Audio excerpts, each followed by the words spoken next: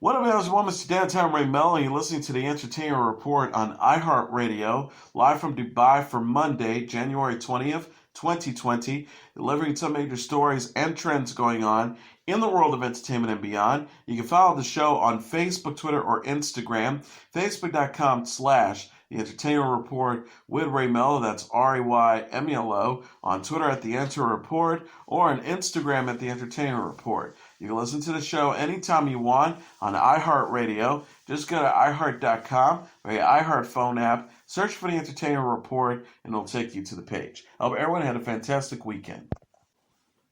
The stars of Parasite were named Best Ensemble in the Film at the Screen Actors Guild Award ceremony in Los Angeles Sunday. The Korean movie is the first foreign language film to win in the category. The cast of The Crown was voted Best Ensemble in the TV drama, and the performers in the Marvelous Mrs. Maisel was deemed Best Ensemble in a TV comedy. Joaquin Phoenix scored the Best Actor in a Film honor for Joker, and Renee Zellweger won the Best Actress trophy for Judy. Laura Dern and Brad Pitt won the SAG Awards for Best Supporting Actress and Actor in a Film for their performance in Marriage Story and Once Upon a Time in Hollywood. Jennifer Aniston accepted the award for Best Actor in a TV Drama for The Morning Show. Peter Dinklage won the Best Actor in a TV Drama for Game of Thrones. The performers from Avengers Endgame and Game of Thrones were honored with the statuettes for Best Ensemble in their respective film and TV categories. Phoebe Waller-Bridge won the Best Actress in a TV Comedy prize for Fleabag, and Tony Shalhoub picked up the trophy for Best Actor in a TV Comedy for The Marvelous Mrs. Maisel. Michelle Williams collected the award for Best Actress in a Limited Series or TV Movie for Fosse Verdon, and her co-star Sam Rockwell won for Best Actor in a Limited Series or TV Movie. The Irishman, Raging Bull, and Taxi Driver star Robert De Niro was presented with the Lifetime Achievement Award. The SAG Gala honored excellence in film and television acting. Didn't have a host this year. The ceremony aired on TBS and TNT. Viva Seinfeld star Julia Louis-Dreyfus has signed on an overall deal to develop, produce, and star in projects for Apple TV+. Louis-Dreyfus said in a press release, "I'm thrilled about this new partnership with my friends at Apple. Also, many thanks and kudos to my representatives for structuring the deal in such a way that I am paid in AirPods." Louis-Dreyfus has won 8 Emmy Awards and was the recipient of the prestigious Mark Twain Prize for American Humor. She will soon be seen opposite Will Ferrell in Downhill, a remake of the 2014 Swedish film Force Majeure. Streaming service Apple TV Plus launched in November and is the home of original shows Dickinson, Servant, See, The Morning Show, and For All Mankind. The first 3 episodes of The Thrill of Defending Jacob will be available for streaming on Apple TV Plus on April 24th. The adaptation of the William Landy's 2012 novel stars Chris Evans, Michelle Dockery, Jane Martell, Cherry Jones, Pablo Schreiber, Betty Gabriel, and Sakina Jaffrey. Set in a small Massachusetts town, the show is about an assistant district attorney torn between his sworn duty to uphold justice and his unconditional love for his son. It was created and written and executive produced by Mark Baumbach, whose credits include The Art of Racing in the Rain and Outlaw King. Streaming service Apple TV Plus launched in November and is the home of original shows Dickinson, Servant, See, The Morning Show, and For All Mankind. Freeform has renewed its college sitcom Grownish for a 4th season. Season 3 premiered this week. The Blackish spinoff stars Yari Shahidi, Trevor Jackson, Francia Reza, Emily Artlook, Jordan Boothet, Chloe Bailey, Haley Bailey, Luca Sabat, and Diggy Simmons. The Season 3 synopsis says the gang returns as confident, eager, and seasoned upperclassmen, with Zoe and her girls and Vivek moving into an off-campus home ready to take on the school year. They quickly realize that they have been mistaken about the disillusionment of adulthood, with real-life problems coming for them, including student loans, work-life balance, and, of course, messy breakups. Rob Lowe and Liv Tyler train on the job while they really interns for their roles on Fox's spinoff 911 Lone Star.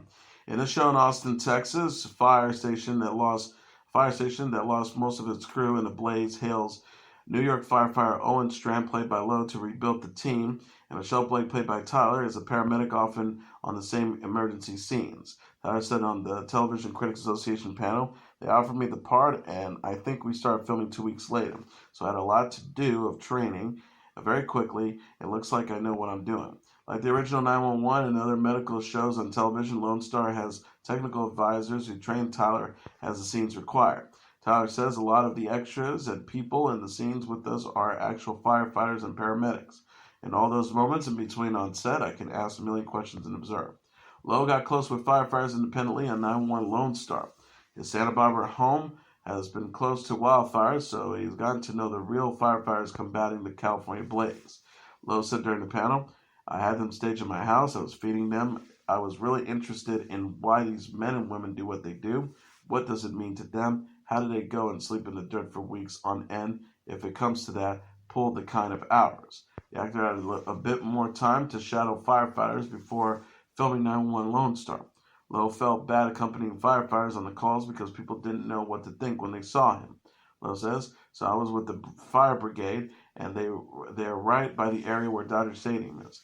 There's an issue when you go out and train. People are like, I don't feel so safe with Rob Lowe standing there. I don't feel like the real experts showed up. 911 Lone Star premieres Sunday night on Fox after the NFC Championship game. Kristen Bell and Josh Gad, who voiced characters in the Frozen franchise, and Hamilton alum Daveed Diggs and Leslie Odom Jr. have joined the vocal cast of the Apple TV Plus cartoon Central Park. The animated musical comedy is expected to debut this summer. It's about a family who lives in the Titcher Green space in New York City. It will also feature the voice talents of Catherine Hahn, Titus Burgess, and Stanley Tucci. The synopsis reads, Owen, the park manager, and Paige, his journalist wife, raised their kids Molly and Cole in the world's most famous park while fending off hotel heiress Bitsy Brandenham and her long-suffering assistant Helen, who had loved nothing more than to turn the park into condos. Lifetime has ordered a 4-hour docu-series called Surviving Jeffrey Epstein. Deadline.com says the program features interviews with the alleged victims of the billionaire New York financier is expected to debut this summer. Epstein hung himself in jail awaiting trial on sex trafficking charges in August. Ann Sundberg and Ricky Stern are directing the project, which follows the cable network's documentaries Surviving R. Kelly and Surviving R. Kelly Part 2, The Reckoning. Casting is also in progress for Lifetime TV's movie I Was Lorena Bobbitt, which is about the domestic violence victim who cut off her husband's penis in 1993, Variety reported. Production is expected to begin later this month. Barbara Nance wrote the film. Danishka Esterhazy is to direct. Supermodel Refaeli announced Saturday that she has given birth to her third child. She captioned an Instagram photo of her makeup-free, smiling, and wearing a hospital gown. This is what real glam looks like. Third baby in 3.5 years. Hashtag family is everything. Life is beautiful. UsMagazine.com confirmed the baby's birth, but did not report its gender or name. Refaeli announced her third pregnancy in June. She and her husband, 44-year-old businessman Ida Erza, are already parents to two daughters, Liv 3 and L 2. The couple exchanged marriage vows in 2015 in Haifa, Israel.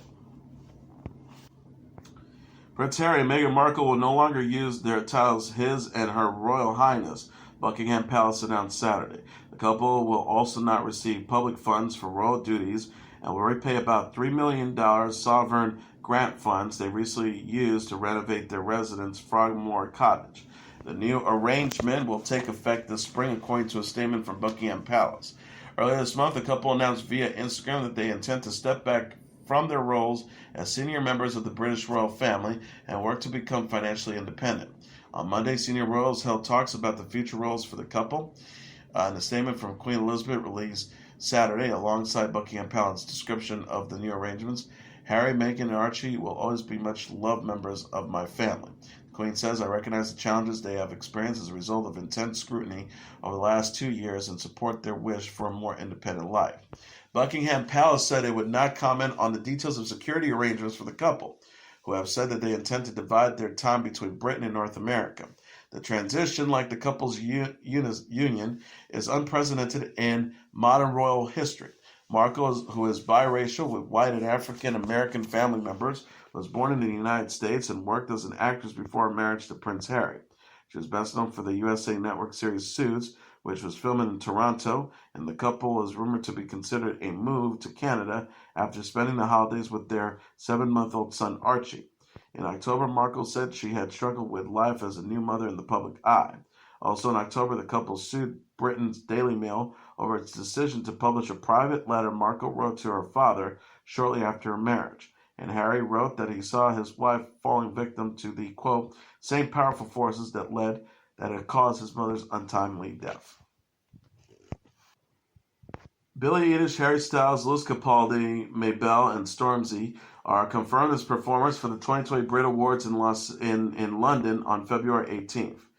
Capaldi said in a news release, I wouldn't miss performing at the Brits because usually when people perform, their album and single sales go way up the charts, so looking forward to that especially. I'll be there with bells on. Mabel says she's also excited to take the stage at the O2 Arena. Mabel says so many legendary people have performed at the Brits, so it really is an honor and a dream come true. The artist will join previously announced performer Celeste, the 2020 BRIT Rising Star Award winner, at the event honoring excellence in music in Britain. The ceremony is scheduled to air live on the British broadcaster ITV. Actor and comedian Jack Whitehall is hosting the gala. Rapper Roddy Ricch has Please Excuse Me for Being Antisocial is the #1 album in the United States this week. Coming in #2 on the Billboard 200 charts dated Saturday is Post Malone's Hollywood's Bleeding, followed by Harry Styles' Fine Line at #3, the Jack Boy's self-titled CD at #4, and Frozen 2 soundtrack at #5. Rounding out the top tier are The Baby's Kirk at #6, Billie Eilish's When We All Fall Asleep, Where Do We Go at #7, Young Thug's So Much Fun at #8, Summer Walker's Over at #9, and Rod Wave's Ghetto Gospel at #10. Bad Boys for Life, an action comedy starring Will Smith and Martin Lawrence, is the #1 movie in North America, earning $59.2 million in receipts this weekend. BoxOfficeMojo.com announced Sunday. The film debuted this weekend along with #2 Doolittle, which brought in $22.5 million. They were followed by 1917 #3, last week's #1 with $22.1 million. Jumanji: The Next Level at #4 with $9.6 million. And Star Wars: The Rise of Skywalker at #5 with $8.4 million. Rounding out the top tier are Just Mercy at #6 with $6 million. Little Women at #7 with $5.9 million. Knives Out at #8 with $4.3 million. Like a Boss at #9 with $3.8 million. And Frozen 2 at #10 with $3.7 million. And that is your entertainment report for Monday, January 20th, 2020.